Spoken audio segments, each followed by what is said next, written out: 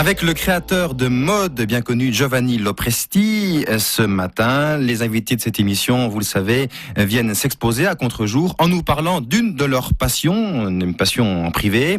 Et vous, une de vos passions, c'est le cinéma, et plus particulièrement les films de John Cameron Mitchell. Avec ce film Hedwig and the Angry Inch, vous nous en parlez un petit peu. Exactement, donc ce film Hedwig and the Angry Inch est sorti en 2001, l'année donc où j'ai entamé mes études de stylisme.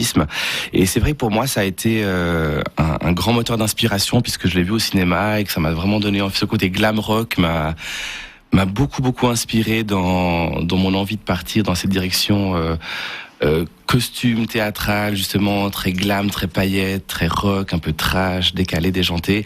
Et ça a été vraiment et ça l'est toujours encore aujourd'hui, hein, une grande source pour moi d'information, d'inspiration et toutes sortes de choses qu'on peut y trouver dans ce film. Alors je vais faire le speech de ce film. Je le commence et vous finissez, d'accord ? On fait comme noté, ça ? Ok. Noté. Alors c'est l'histoire de Hedwig. Hedwig, plutôt on dit en allemand.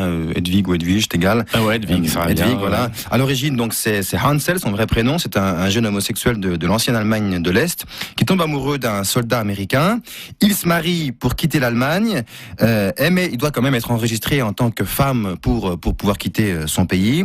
Et donc il doit subir une opération catastrophique de changement de sexe, une opération donc de chirurgie esthétique. Et là, il devient Hedwig et il arrive enfin en Amérique pour vivre sa passion amoureuse. Et là, je vous laisse finir la fin du speech. Et ce qui se passe, c'est qu'il arrive en Amérique et que le jour où il se fait larguer par son pseudo-mari, puisqu'ils sont mariés, il voit à la télé que le mur de Berlin tombe. Donc, il aurait dû peut-être attendre un petit peu plus. Et en plus, le speaker à la télé dit voilà, comme quoi les gens qui ont la passion sont toujours récompensés. Et le gars est juste désespéré avec son Angry Inch, donc son truc un peu blafard entre les jambes qui lui sert plus à grand chose, et il va falloir qu'il fasse avec.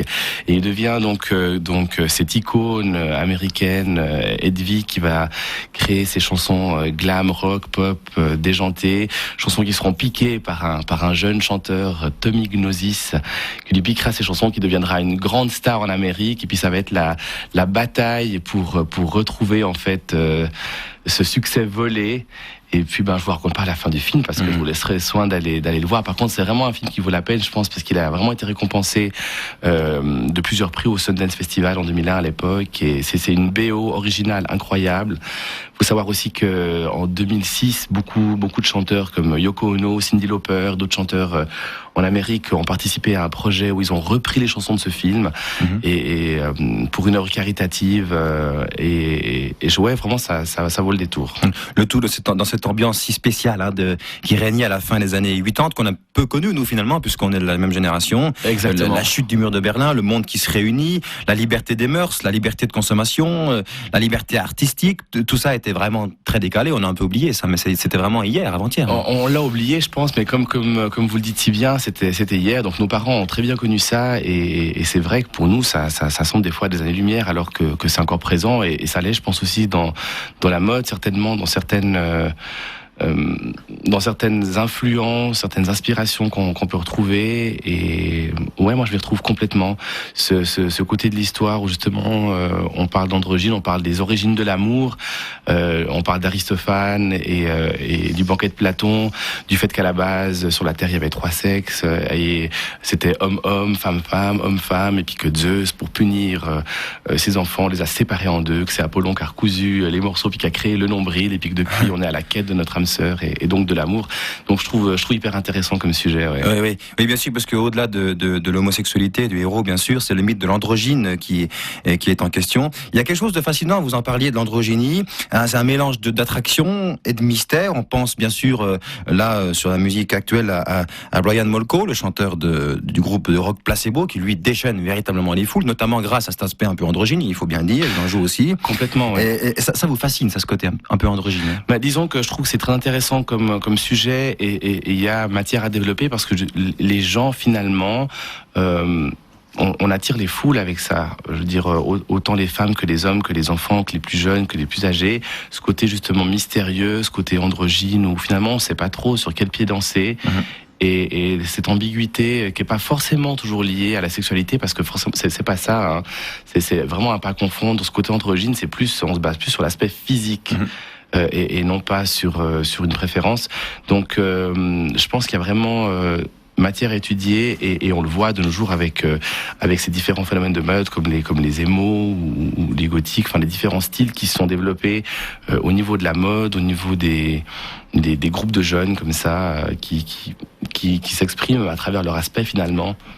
C'est bien sûr un univers assez alternatif, on a bien compris. Complètement. C'est aussi un peu le vôtre, hein, Giovanni Lopresti, puisque la mode n'est pas un univers, je dirais, du tout à chacun. C'est assez spécial. Ce film c'est aussi sur la quête d'identité, sur la notion double de l'humain, sa partie féminine et masculine. On en parlait, qui cherchent des fois à se réunir, des fois qui tendent des fois à l'autodestruction. Ça vous inspire ça dans votre travail au niveau de la définition des genres dans la mode?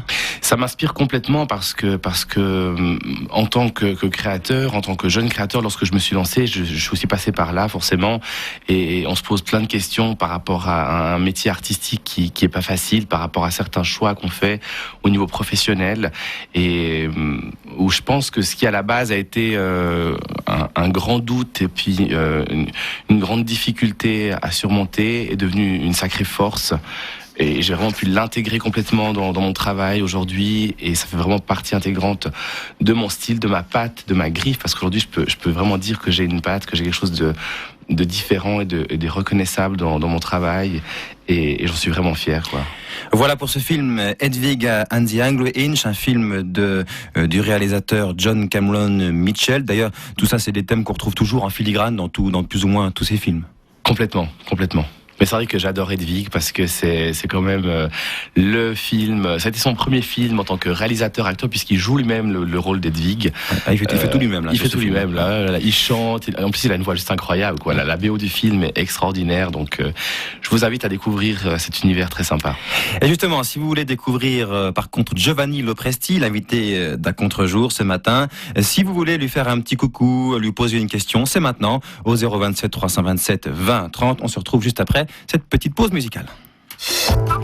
Vous écoutez À Contre-jour, en compagnie de César Monassi.